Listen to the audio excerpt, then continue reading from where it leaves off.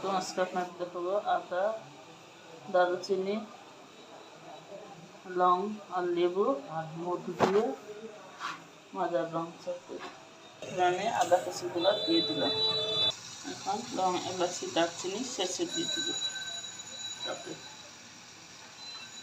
চাটা আমার ভালো করে জাল হয়ে গেছে। এখন সামান্য একটু চা পাতি দিয়ে দিব। চা আমার জাল হয়ে গেছে। এখন চুলাটা বন্ধ করে দিব। এখন এর ভিতর দিচ্ছি লেবু দিব চিপে। পরিমাণ মতো মধু অ্যাড করব।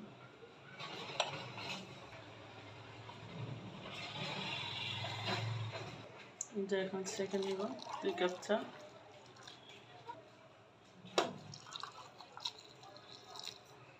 মধু দিয়ে এভাবে মিক্সড করে দিব। আমার চা হয়ে গেল। সবাই বলবেন কেমন হয়েছে। আর এই চাটা গলা ব্যথার জন্য অনেক উপকারী।